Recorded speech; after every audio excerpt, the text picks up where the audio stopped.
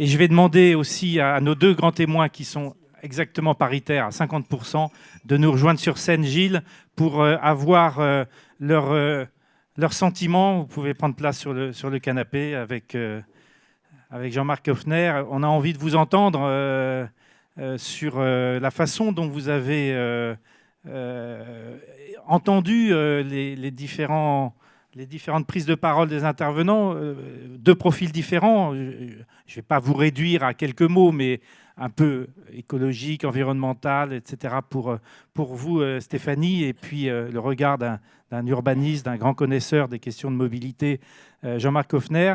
Je ne sais pas lequel d'entre vous veut prendre la parole en premier pour avoir le sentiment sur cette première table ronde et la relation du ferroviaire, forcément longue et compliquée avec les territoires.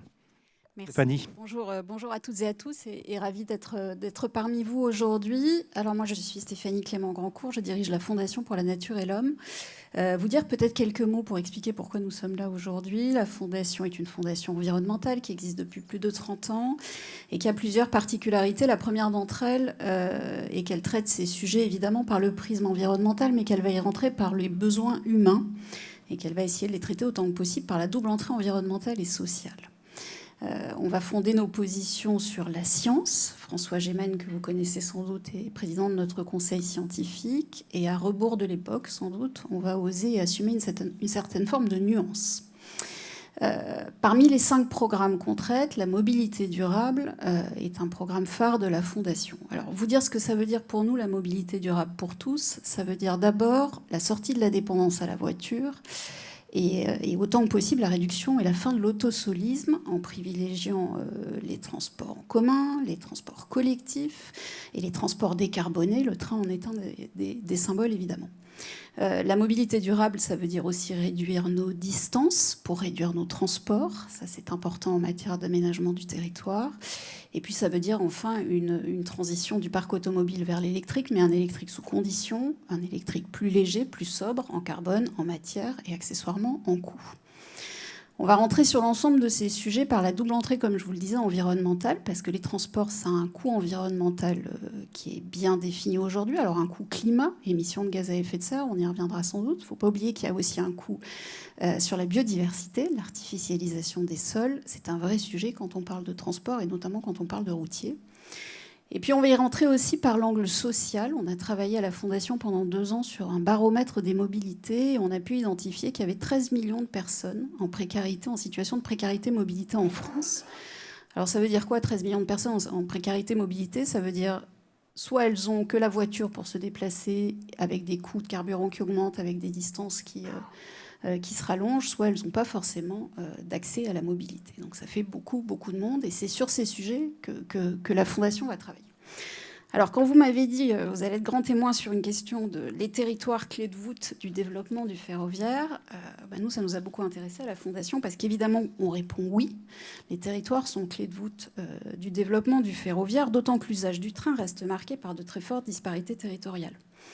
Si je m'appuie sur un sondage qui a été publié par Harris et le réseau Action Climat en avril 2023, on a pu démontrer que si plus de 80% des habitants qui vivent dans des métropoles se disent assez bien desservis par le train, on tombe à 35% quand on interroge les personnes dans des zones peu denses ou des zones rurales. Ces mêmes personnes soulignent en plus une difficulté d'accéder à la gare ou de repartir de la gare pour atteindre sa destination finale quand on n'a pas autre chose que la voiture. Et 1 personne sur 4 dans les territoires peu denses ou ruraux se disent extrêmement dépendants de la voiture, qui est pour la plupart d'entre eux le seul moyen de transport. Donc pour nous, c'est bien le maillage territorial qui est important si on veut demain répondre aux défis de la mobilité qui sont les nôtres et de la mobilité durable. C'est pourquoi la Fondation, nous plaidons plusieurs choses en matière de mobilité durable et en matière de ferroviaire. Évidemment, nous sommes favorables au développement du ferroviaire. Et à ce niveau-là, nous plaidons fortement pour des investissements, et d'abord des investissements pour remettre le réseau sur les bons rails, si vous me permettez l'expression. Selon Greenpeace, entre 1995 et 2018, ils ont pu identifier qu'il y avait eu 2 fois plus d'investissements pour la route que pour le rail. Et aujourd'hui, le ferroviaire souffre d'un manque d'investissement sur son réseau qui empêche à la fois sa modernisation, sa régénération, et c'est un premier sujet qui nous paraît d'importance. Deuxième sujet sur lequel nous plaidons, nous, à la Fondation, c'est le développement des lignes de desserte fine. C'est important, et même s'il est très important qu'on puisse avoir une mobilité développée entre des métropoles régionales sur des lignes de grande vitesse, ça ne suffira pas. Et ça suffira d'autant moins que toutes ces personnes dans les régions périurbaines n'auront pas forcément accès à ces transports. Donc ces lignes de desserte fine, elles sont importantes. Aujourd'hui, il y a 90% de la population qui habite à moins de 10 km d'une gare. Et dans le même temps, on ferme des gares, on arrête des lignes. Donc c'est très important qu'on puisse régénérer ces lignes et qu'on puisse avoir une desserte la plus fine possible sur les territoires. La deuxième chose, on en a un peu parlé pendant la table ronde, et c'est un sujet qui est important, c'est évidemment le report modal. Et si on veut réussir le report modal, il faut bien penser notre chaîne de déplacement justement dans une logique de chaînage. Le train est au milieu d'une chaîne de déplacement et doit être complémentaire d'un certain nombre de déplacements ou de modes de déplacement qui vont permettre de faire du porte-à-porte. Donc évidemment, c'est le vélo, le développement des réseaux cyclables, c'est le covoiturage, c'est les mobilités actives, dont on ne parle pas souvent, parmi lesquelles la marche, et c'est le développement de l'ensemble de ces mobilités qui va permettre de répondre aux enjeux qui sont les nôtres, notamment dans les zones moins denses, et en ayant bien à l'esprit que, toujours selon le réseau Action Climat et les sondages qu'ils ont pu effectuer, il y a environ 20% de personnes interrogées qui estiment aujourd'hui que c'est très compliqué de faire du porte-à-porte quand on fait du train, et qu'on est très dépendant de la voiture pour arriver à la gare ou pour arriver à sa destination finale. Donc c'est bien l'enjeu du dernier kilomètre qui est clé si on veut parler report modal et si on veut parler décarbonation de nos transports. Et puis, il y a une question d'intermodalité qui doit être travaillée. Pour nous, les gares doivent devenir véritablement des nœuds intermodaux. Donc on doit favoriser le fait de pouvoir arriver en vélo dans la gare, de pouvoir laisser son vélo dans des endroits sécurisés, de pouvoir l'amener à bord des trains. On en reparlera sans doute cet après-midi. Et ça, c'est capital pour nous aussi. Donc, est-ce que les territoires sont la clé de voûte du développement ferroviaire? Oui, incontestablement. Ça, c'est sûr. Mais vraiment dans le cadre d'un maillage extrêmement fin des territoires, avec des investissements importants pour maintenir le réseau et le régénérer, et avec une approche la plus fine possible pour favoriser ce dernier kilomètre et ce porte-à-porte. Merci beaucoup, Stéphanie. Jean-Marc, même sentiment à l'écoute des débats de ce matin? Oui, merci également. C'est très passionnant. Alors, la comparaison avec la Suisse, évidemment, fait mal, mais c'est vrai que par exemple, on prend un hôtel à Lausanne ou à Genève, on vous donne un ticket de transport collectif. Voilà, c'est tout simple, et ça participe aussi de l'idée que le transport collectif, c'est pour tout le monde, etc. À Paris, je ne sais pas si vous vous rendez compte d'un truc incroyable, c'est-à-dire quand on fonctionne avec un ticket, quand on est provincial, qu'on n'a pas de passe, pour passer d'un bus à un métro, il faut 2 billets. 2 billets. Voilà. Depuis des décennies, on est contraint par le fait qu'un jour, il y a très très longtemps, il y avait une compagnie de transport pour les bus et une autre pour le métro. C'est inimaginable. Voilà. Donc on part vraiment de très loin. Pour autant, et ça c'est intéressant, ça n'a l'air de rien, les Suisses sont plus motorisés que les Français. Pour 1000 habitants, il y a plus de voitures en Suisse qu'en France. Donc, transfert modal, mais croissance de la mobilité, etc. Les choses ne sont pas si simples. Alors, moi, comme chercheur, puis comme directeur d'agence, je me suis permis des discours d'impertinence. Je crois que c'est ce qui est intéressant, parce que ce qui est intéressant, c'est d'avoir des arguments, de raisonner, de mesurer, de calculer. Et c'est vrai que dans le monde des transports, on aime bien les totems idéologiques. Le vélo en est un aujourd'hui, mais comme il est désormais partagé par tout le monde, c'est embêtant, on peut plus démarquer. Et le train, depuis qu'on sait, grâce à M. Macron, qu'on est tous petits-fils ou petites-filles de cheminots, on sent bien qu'il y a une symbolique très forte. Ce qui est embêtant, me semble-t-il, pour bien raisonner, parce que je ne crois pas que les moyens de transport pris dans leur spécificité aient une quelconque vertu ontologique. Un train où il n'y a personne, Ça existe. Allez voir un peu dans les Pyrénées. Il se dit même que parfois, dans le train, il n'y a que le conducteur, le contrôleur et l'enquêteur chargés de compter le nombre d'usagers. Un taxi collectif avec 4 personnes et une voiture pas trop lourde pour un prolongement de ligne de tramway, ça peut coûter plus cher que le tramway avec son chauffeur, etc. Voilà. Donc, c'est l'usage qui fait la vertu d'un mode de transport. Je pense qu'il faut être ferme là-dessus.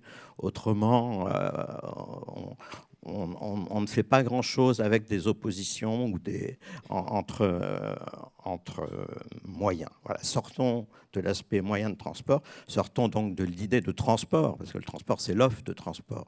Passons à l'idée de demande ou de mobilité pour raisonner plus loin. Donc, pas de vertu ontologique. Attention au mot décarbonation, si je peux me permettre globalement, parce que le transport, c'est aussi de l'énergie. Voilà. Alors, la SNCF nous dit dans ses TGV qu'on est très bien parce qu'on est décarboné, mais un train qui va très très vite et qui consomme beaucoup d'énergie. Voilà. C'est un sujet en soi, la sobriété énergétique. La mobilité aujourd'hui,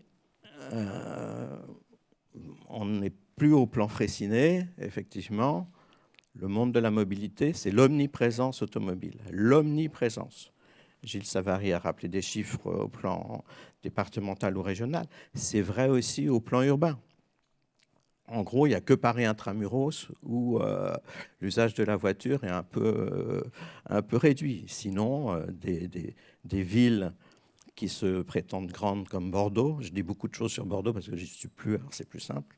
La part modale du transport collectif, c'est 10%. 10%. Donc, grosso modo, là encore, une formule un peu rapide, mais on parle beaucoup de ferroviaire et de vélo, alors qu'on passe son temps à marcher et à prendre sa voiture. Ce qui veut dire, bonne nouvelle, qu'il y a un énorme gisement, mais en même temps que ce gisement doit être mesuré.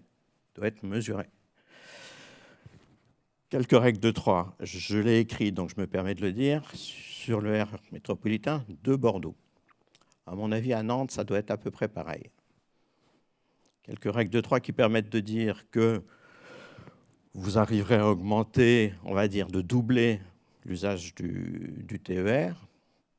L'usage du TER en Gironde, c'est... allez, soyons très optimistes, 40 000 voyages jour. Vous les doublez, ce qui est un truc de fou de doubler comme ça un peu rapidement. Eh bien, vous restez dans l'épaisseur du trait en part modale qui n'est pas vue. Voilà. On va dire 1%, allez, soyons très très généreux. Pour 1 milliard d'investissements, la règle de 3, stupide, mais qui donne des ordres de grandeur, c'est que vous pouvez payer une R5 électrique à tout le monde. Et peut-être qu'avec les coûts d'exploitation, vous pouvez payer le chauffeur pendant l'usage de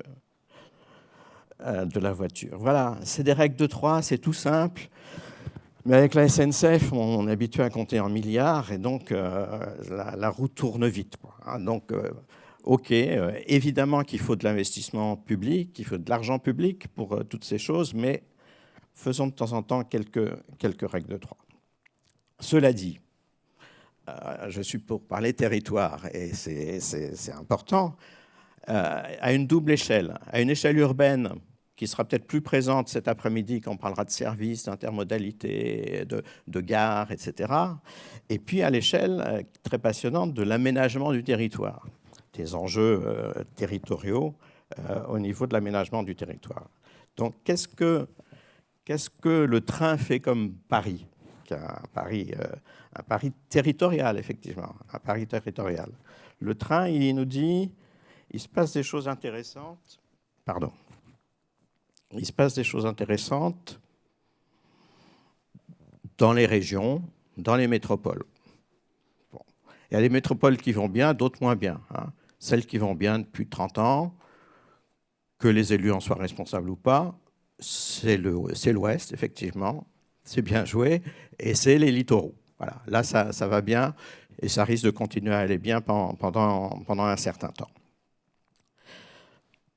Pour autant, le seul système métropolitain au sens fort du terme aujourd'hui en France, c'est la métropole France. Et la métropole France, c'est la région parisienne et c'est supplétif relié par le métro TGV.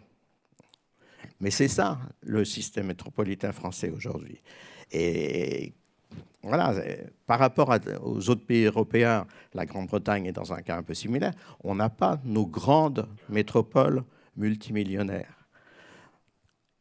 Ça change beaucoup, parce que quand on fait des calculs, le rapport entre ce qui se passe en Île-de-France et ce qui se passe dans ces petites métropoles de province, c'est un rapport au moins de 1 à 10. Au moins de 1 à 10. Quand vous diamétralisez les lignes pour le RER, c'est ce nom, voilà, quand vous dites c'est pas bien de s'arrêter gare Saint-Jean pour être obligé de, si on vient d'Arcachon, pour aller à Libourne. Le modèle parisien, il y a quelques millions de personnes qui sont concernées. Gare Saint-Jean, là, sur la ligne Arcachon-Libourne, personne n'a osé me donner le chiffre, mais je crains que ce soit sur les doigts de deux mains. Voilà. Donc attention encore là à exporter des modèles. Il suffit de compter, il suffit de regarder et on peut être beaucoup plus efficace. Alors, oui, il faut croire, et les banques coopératives régionales y croient, donc il y a quelque chose de vrai là-dessus. Il faut croire au développement. C'est plus Paris et le désert français, effectivement, mais les écarts sont tellement forts que ça reste très, très puissant.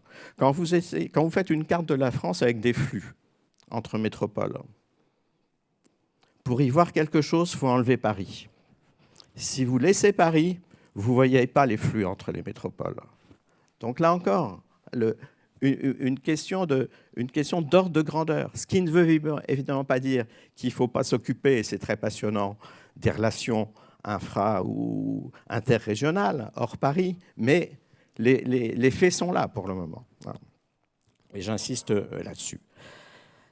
Ensuite, on se dit, ben oui, c'est une bonne idée. Il y a ces grandes villes, ces métropoles, elles sont pas loin. Bon. Il y a des interdépendances économiques. Est-ce qu'il y a des coopérations politiques? C'est un autre sujet. Parce que si on veut que ces territoires émergent en tant que tels, il faut que Nantes parle à Rennes, il faut que Niort parle à La Rochelle. Pourquoi parler politiquement? Parce qu'on crée, on renforce des interdépendances et on crée des potentialités de liaison. On renforce aussi des cartes mentales. On se dit, ben oui, à Niort, la mer, elle n'est pas plus loin qu'à Bordeaux. Hein. Voilà. Et ça, c'est des cartes mentales qui sont pas forcément dans le débat. Poitiers va ruminer pendant quelques temps, quelques siècles peut-être, la perte de son aura, de sa prestige, râler parce que La Rochelle a créé une super université, que Poitiers c'est plus compliqué, etc. Alors qu'évidemment, ils devraient coopérer entre eux pour l'université. J'ai été très étonné dans le débat sur le TGV Bordeaux-Toulouse. Plein d'arguments pour, contre. Aucun argument pour ou contre de n'importe quel acteur sur l'intérêt des coopérations Bordeaux-Toulouse. Aucun. On se dit, si on fait quand même ça, peut-être que ça peut intéresser un renforcement des interdépendances entre Bordeaux et Toulouse. De fait, dans les flux actuels, si on exclut Paris, Bordeaux et Toulouse sont les meilleurs voisins. Bon. Vu d'Europe, il n'y a pas besoin d'être vu d'Europe, le bipôle Bordeaux-Toulouse a plein d'évidence. Hein. C'est compris par les chambres de commerce, c'est compris par les agences d'urbanisme qui ont beaucoup œuvré seul dans son coin. Moi, chaque fois que j'avais un nouveau maire à Bordeaux et à Toulouse, je lui disais, vous savez, votre voisin, là, oh non, bon, plus les régions, alors là, voilà, maintenant Toulouse va s'embêter à essayer de coopérer avec Montpellier pendant quelques décennies. Mais j'insiste là-dessus parce que je crois vraiment à cet aspect système métropolitain, métropolitains régionaux, on va dire. Hein. Mais ils sont là dans les interdépendances économiques et sociales pour beaucoup, mais ils ne sont pas là, on peut le dire franchement. Moi, je travaille beaucoup sur ces questions de coopération. Les métropoles ne parlent pas aux départements, les régions pensent qu'elles s'occupent des campagnes, etc., etc. Quoi. Je fais vite, vous excusez tout ça, mais c'est quand même ça la réalité. Donc il y a un vrai enjeu pour le développement de ces liaisons ferroviaires, à faire comprendre aussi qu'il peut y avoir des politiques publiques qui soient accompagnées là-dessus. La bonne nouvelle, et elle est importante, c'est qu'en termes d'évolution des mobilités, il n'y a pas d'hypermobilité au quotidien. Alors, on est toujours à 3-4 déplacements par jour et par personne, ce n'est pas grand-chose. En revanche, il y a effectivement une évolution de la mobilité que les radars habituels n'avaient pas vue, et que vous avez vu manifestement, c'est de la mobilité moyenne distance, donc infra ou interrégionale, pas quotidienne mais fréquente, et sur les motifs formation, santé, loisirs, culture, pour faire vite. Et c'est des motifs qui croissent, qui se développent. Et là, on a vraiment quelque chose d'intéressant, et c'est d'autant plus intéressant qu'il peut aussi y avoir un accompagnement en termes de politique publique là-dessus. Quand une région pense son schéma universitaire, elle peut se dire, OK, Bordeaux, il y a trop de monde, il y a trop d'étudiants, voilà. Il faut réserver dans les restaurants maintenant à Bordeaux, ce qui est scandaleux. Pensons... qu'est-ce qu'on peut laisser ou mettre à Angoulême, comment on peut coopérer avec Poitiers, etc., etc. Même chose, là, on est sur des motifs qui sont liés à de la politique publique ou à des opérateurs publics ou semi-publics. La culture en réseau, qu'on voit beaucoup en Bretagne, par exemple, avec une armature urbaine assez forte. Voilà. Donc là, un vrai créneau commercial, mais politique aussi. C'est-à-dire l'idée que les métropoles aujourd'hui ne peuvent pas rester intramuros dans leur périmètre, mais que la coopération, pour tous les grands enjeux de la transition écologique, elle est forcément dans la coopération, et y compris pour ces affaires qui nous occupent aujourd'hui de train. Je sens que j'ai été trop bavard. Pas du tout, j'avais envie de vous relancer justement sur cette question des métropoles. On voit que les grandes métropoles, ça a des limites quand même, leur croissance. Lyon se pose la question de mieux se coordonner avec Saint-Étienne, par exemple. Est-ce que vous croyez à Bordeaux-Angoulême, à Lyon-Saint-Étienne, à Poitiers-La Rochelle? Est-ce que vous pensez que ça a de l'avenir, qu'elles peuvent axer certains développements en commun, et que donc des acteurs nouveaux peuvent prospérer en termes de mobilité sur ces échanges pendulaires pour ce qui est du domicile-travail, mais vous avez rappelé la formation, la santé et tous ces nouveaux usages très importants? Alors Lyon-Saint-Étienne, c'est intéressant parce que les métropoles d'équilibre inventées par la DATAR dans les années 60, il y avait 6 ou 7 métropoles d'équilibre.